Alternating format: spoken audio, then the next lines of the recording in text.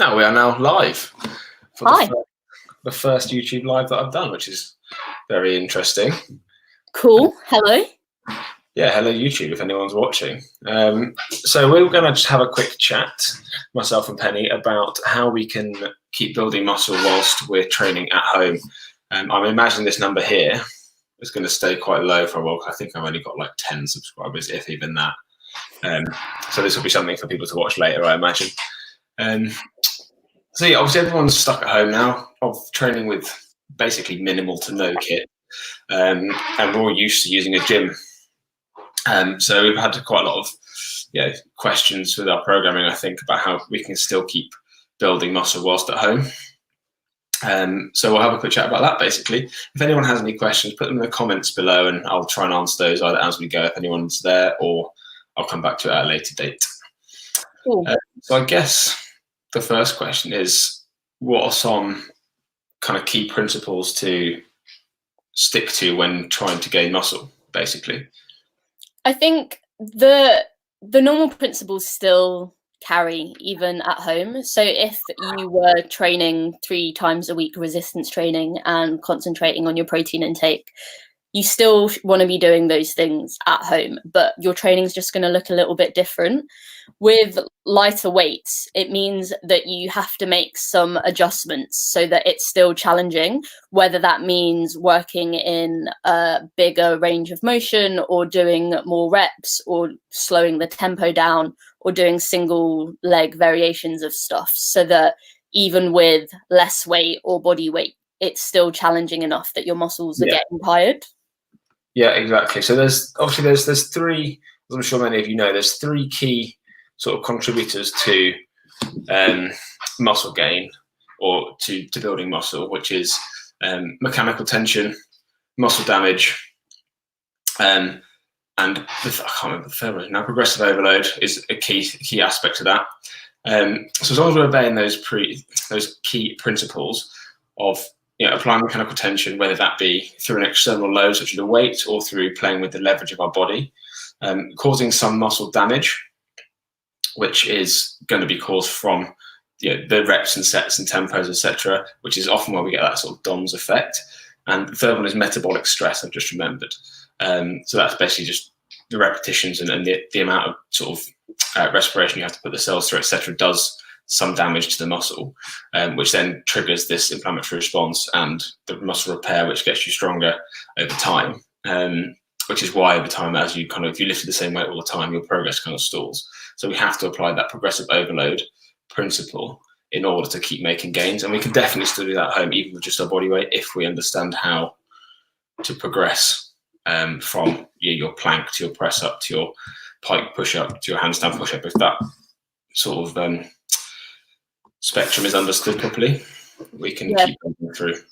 For sure. And if you're able to understand like movement patterns, it means that even if you do just have your body weight, you can make stuff hard enough if you just think about what it is that you're trying to achieve. So if your goal is, I want to maintain all of my chest muscles that I've been building or all of my quads that I've been building, then you're like, okay, so what do I do to do that? Well, these are the shapes that train those muscles. What ways can I do it so that it's hard enough? And all of your pushing shapes are going to be the most easy, because like doing push-ups and doing variations of that is going to be the easiest thing to do. With lower body stuff, it's a bit harder because your legs carry you around all day anyway, so just doing body weight squats probably isn't going to be enough if you're relatively strong. But doing things like pistol squats or step ups or shrimp squats, stuff where one leg is having to do more than the other, then suddenly it becomes much more challenging. And even if you're really strong, like even really strong people struggle to do many pistol squats. It's a challenge. Yeah, so that's a really good way of actually kind of progressing through sort of making the exercise more complex. We can also obviously play around with sort of combining exercises together. So we can use like a mechanical advantage type thing where we maybe start with some pistol squats, which are really difficult. They might regress to maybe like a shrimp squat, regress again to just a bodyweight squat. So we can combine those 3 exercises together to actually end up approaching our failure point relatively quickly without having to do like 150 just bodyweight squats, which is boring. Really boring. If we can kind of push each exercise really close to failure, we're actually going to get a similar hypertrophic response to if we were, say, squatting with 150 kilos for 5-6 reps, because we're still working close to that failure point. So we're still recruiting all of our, or as many muscle units as we can, which means that the muscles end up doing a similar amount of work. Even if we're not going to get that much stronger specifically, we can still cause the muscle damage and then, you know, build from there. And while in terms of like muscle growth, if you just do enough reps that you get to failure, that is going to elicit some growth. The problem that you'll face is that if you're really strong, it's going to be a lot, like especially with squats. You could do 100, 200 body weight squats and you could be stopping because you're bored rather than because your muscles can't do it anymore. But playing with those mechanical changes and playing with different variations will allow you to stop because it's hard rather than stop because you're bored, which is important. Yeah, definitely. And I think on that front as well, whereas you might be someone who likes to train body part split, so you might just train a muscle group once a week and really train it hard, it's a lot more difficult to kind of achieve that through the body weight or through the kind of when you don't have such heavy loads. So what we'd say is then switch it up to training like a full body type session, but do it 3 to 5 times a week. So actually across the course of your week, you're actually getting as much, if not more volume than you would do in your one session. So you're constantly re-triggering that response. So you can keep building, and certainly you can keep maintaining the muscle you've built relatively easily. Yeah, maintaining muscle is much easier than building muscle is. So if you have spent a while training quite consistently and you have built some muscle, so long as you still use it, you probably won't lose it. But if you don't do anything, then you will. Something to bear in mind also is in terms of training core specifically, in the gym, you might not do it that often because if you're lifting heavy stuff, your core's going to be working quite hard to just hold you up. Like if you've got 100 kilos on your back or if you're picking 100 kilos up off the floor, your core's going to be working to hold you, but you don't weigh that much. So when you're doing your body weight squats and stuff, your core isn't working as hard as it would be. So incorporating some specific core training will be helpful. Yeah, definitely.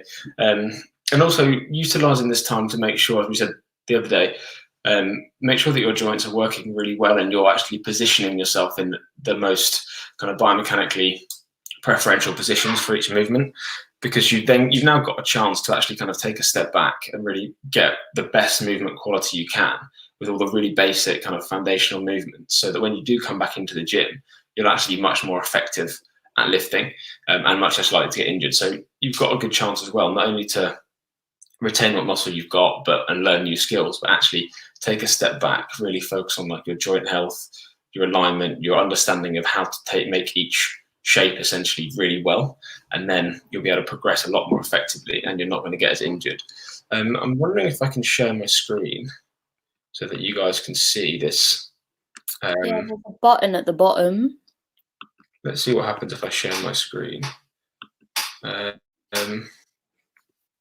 if it'll work or if it'll just application window. This one. No, this one. Share. Oh, it's lost permission. Oh well. Okay. We'll come back to that in a bit. It didn't work that time. I think I've got to sort out some permissions. But it was just basically that like a small infographic I'll try and share on Instagram probably or Facebook about home workout hypertrophy. We've pretty much covered off most of the key points, I think, there.